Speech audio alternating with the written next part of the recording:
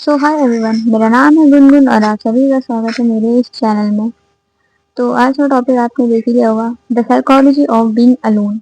कभी नोटिस किया है जब तुम अकेले होते हो तो तुम या तो अपना फोन चलाते हो या किसी को मैसेज करते हो या फिर बैठ के तुम बेवजह रो रहे होते हो। There is a difference between being alone and loneliness. और पता है ये सारी चीज हम क्यों कर रहे होते हैं? क्योंकि हमें अकेले रहने में डर लगता है। हम खुद के साथ ही अनकंफर्टेबल हैं। हमें समझ नहीं आता है कि हम करें तो करें क्या। तो देखो, लोनलीनेस और बीइंग अलोन के बीच में एक डिफरेंस है, एक ह्यूज डिफरेंस है। अक्सर लोग अकेलेपन को बीइंग अलोन समझ लेते हैं, मतलब कि अकेले रहना समझ लेते हैं, लेकिन अकेलापन एक ऐसी चीज है, लोनलीनेस एक बहुत अलग चीज है। देखो, बीइंग अलोन का मतलब है आप खुद के साथ कंफर्टेबल हो, आप अपने गोल्स के लिए काम कर रहे हो। आप फिजिकली अकेले हो पर आप खुद के साथ कंफर्टेबल हो, आप अपने गोल्स के लिए काम कर रहे हो। आप आप खुद पर काम कर रहे हो। लेकिन वही बात करें अगर लोनलीनेस की, तो आप भीड़ में भी खुद को अकेला महसूस करोगे। आपको किसी व्यक्ति की जरूरत रहेगी, मतलब खुद को अकेला समझोगे।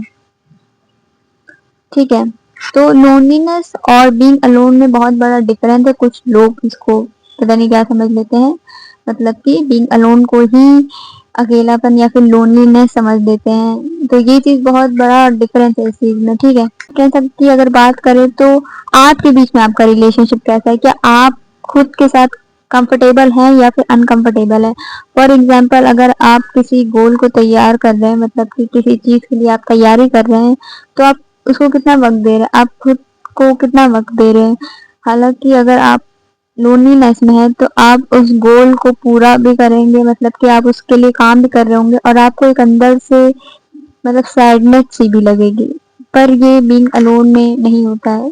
देखो, अलोन में क्या होता है, आप अपने खुद के लिए काम कर रहे होते हैं, आप बहुत ही कॉन्फिडेंट रहते हो कि आप खुद के लिए काम कर रहे हो। और why we fear being alone, पहली चीज तो ये देखो, हमारा ब्रेन हमें कनेक्शन चाहता है, मतलब कि हमें कोई अप्रिशिएट करे, हमें कोई इम्पोर्टेंस दे, हमें कोई वैलिडेशन दे।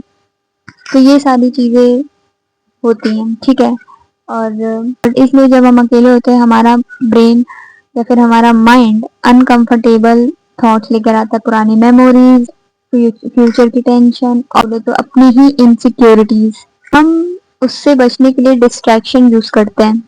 फॉर एग्जाम्पल, हम स्क्रोलिंग करने लगते हैं अगर हमें फ्यूचर की टेंशन होती है। अगर हमें पुरानी मेमोरीज हिट हो रही है तो हम गाने सुनने लगते हैं।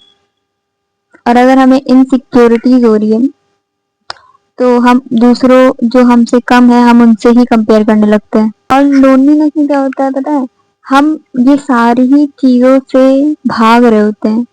लेकिन जब हम अलोन रहते हैं ना, जब हम खुद पर काम कर रहे होते हैं, तो हम ये सारी चीज इतनी ज्यादा स्ट्रांग बना लेते हैं। अपनी इनसिक्योरिटीज हो, पुरानी मेमोरीज हो, फ्यूचर की टेंशन, हम इन सारी चीजों पे काम करने लगते हैं। अगर पुरानी मेमोरीज हिट भी हो रही है तो हम उस पर ज्यादा नहीं सोचते, क्योंकि वो टेम्परेरी थी। ठीक है, फ्यूचर की टेंशन के लिए हम आगे काम करेंगे जिंदगी में, अपनी इनसिक्योरिटीज पर भी काम करेंगे। इसी के बारे में बस मुझे बात करना था। और देखो, अकेले रहना कोई बुरी बात नहीं है, बहुत अच्छी बात है। आप खुद को वक्त तो खुद का बेस्ट वर्जन बन रहे होते हो, तो खुद पर ही काम करो अभी। तो याद रखो, बस अपने लिए काम करो, खुद के लिए काम करो।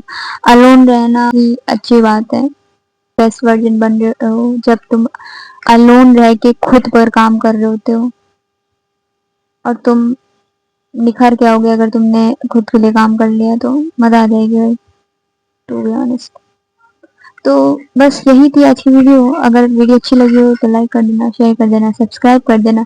और सबसे बड़ी बात, मुस्कुराना मत भूलो, मुस्कुराते रहें।